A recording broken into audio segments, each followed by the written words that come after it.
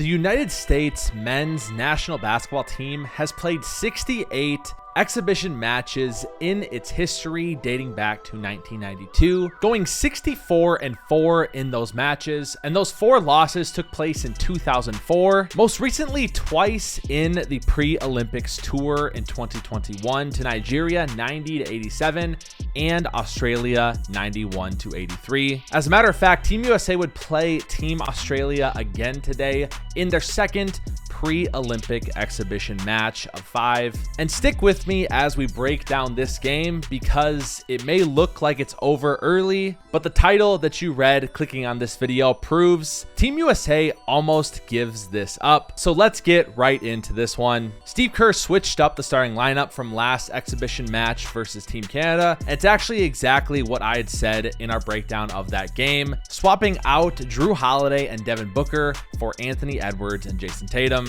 And then Team Australia starting 5 is Josh Giddey, Dyson Daniels, Patty Mills, Nick Kay, and Jock Landale. LeBron hits this corner 3 to start, and then Jock Landale actually scores the first 5 points for Team Australia, but it was Anthony Edwards early that was once again the best player on the floor. Here's a 3 from him that would get him going, scoring 11 points in the first couple minutes of the game on 4 for 4 from the field, including this 3 off a pass from LeBron, a floater, and this sick crossover step back 3. Team USA is looking great early with this switch up in the first unit, up 19-13. The second unit would come in that consists of Tyrese Halliburton, Drew Holiday, Devin Booker, Bam Adebayo, and Anthony Davis. And they would extend that lead to 32-21 at the end of the first quarter. As we cut through to the end of the second quarter, Team USA is up 46-30. This isn't really close. Joel Embiid hits a 3. He was much better today and played within the flow a lot better on offense, especially as the game went on. And then Anthony Edwards has this sick assist to make it 51-30. Ant would miss his 3 shots in the second quarter, so he still has those 11 points he scored to start the game. And Team USA is up 53-37 at half, but honestly, it doesn't even feel like that close of a ball game. Team USA has been dominating the entire game so far. Coach Kerr will have the second unit start the second half, and Bam has a nice jumper here after some really nice ball movement and action. Anthony Davis was incredible in this game. Devin Booker scores 5 straight points to increase the lead to 62-41. And then look at this Anthony Davis block. Again, he was incredible in this game. He would finish a team high 17 points and 14 rebounds. Now, this is only the second exhibition match. These guys have barely played together, so I'm still holding out hope Joel Embiid continues to be able to mesh with these guys. But right now, Team USA looks much better with Anthony Davis on the floor over Joel Embiid. He was by far Team USA's best player today. Great play to get Steph Curry open here, but he would struggle today, going just 1 for 6 from the field with just 3 points. At this point, Team USA is up 67-45. And with the starters back in,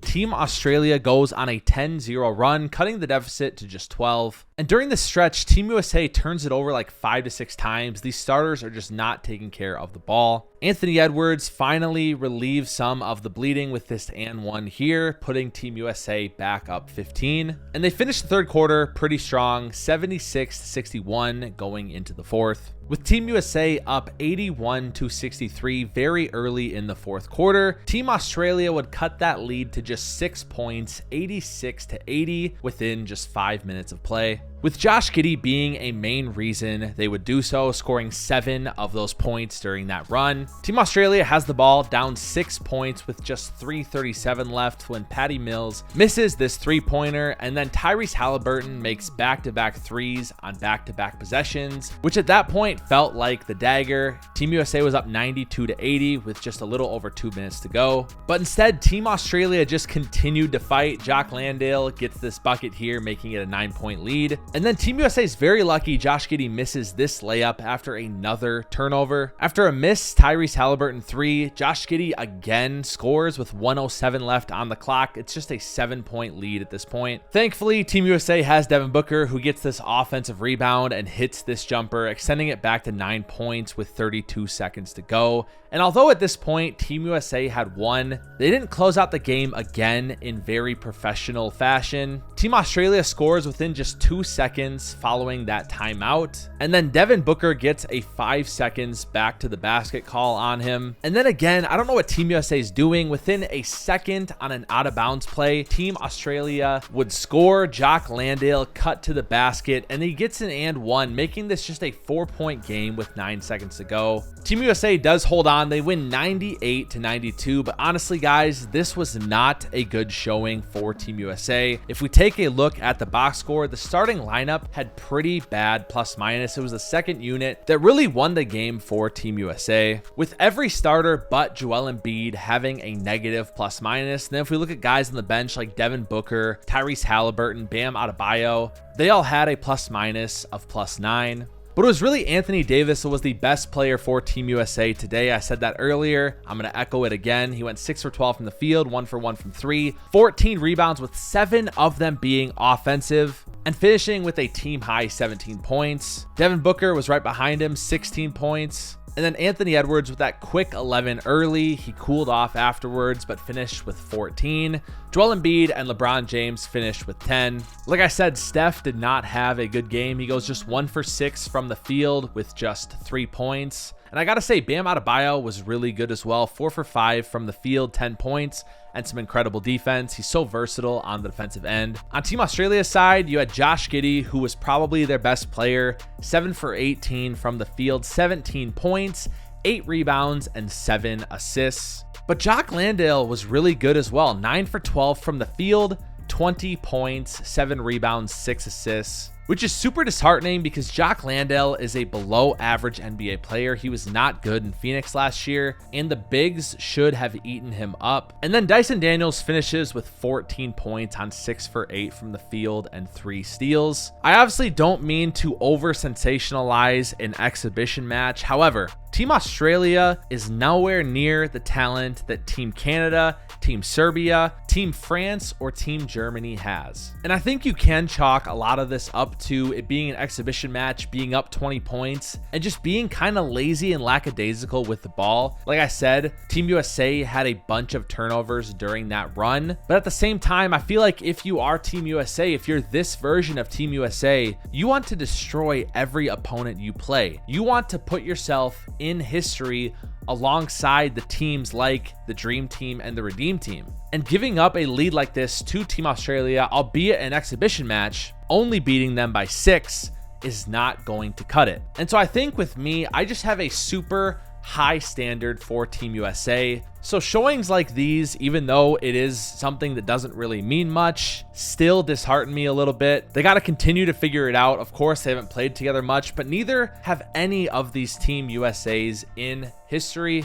and they figured it out. I mean, the Dream Team, they only played 1 pre-Olympic match, but they beat France by like 40. The 2008 Redeem Team, they played 5 pre-Olympic matches. They did only beat Australia by 11. But they defeated everyone else handily. And so I guess I say all this to say Team USA plays Serbia in just 2 days. They need to defeat Serbia by double digits minimum. They cannot have a loss before the Olympics, or I'm telling you, in this social media age, the memes are going to start rolling and pressure is going to start setting in for this team. Of course, they should win Olympic gold. There is no team on the national stage talent-wise that can gel with them. But when you look at a team like Serbia, playing against France the other day in their first tune-up of the Olympic season, they look like they gel so well together. And I think that is something that I really admire about this European style of play.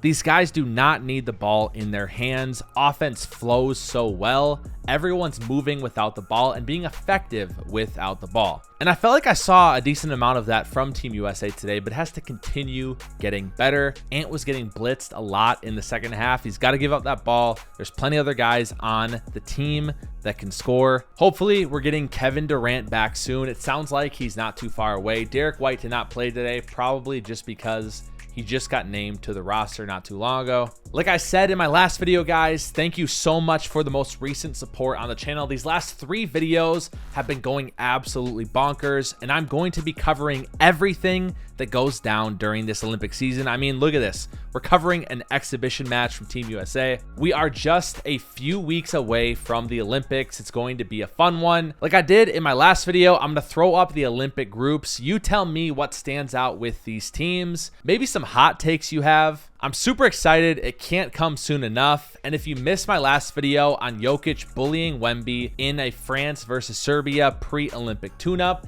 check that out here. Subscribe, comment below. Feel free to even join the Discord if you're watching this far. We have a Discord that we talk in every single day.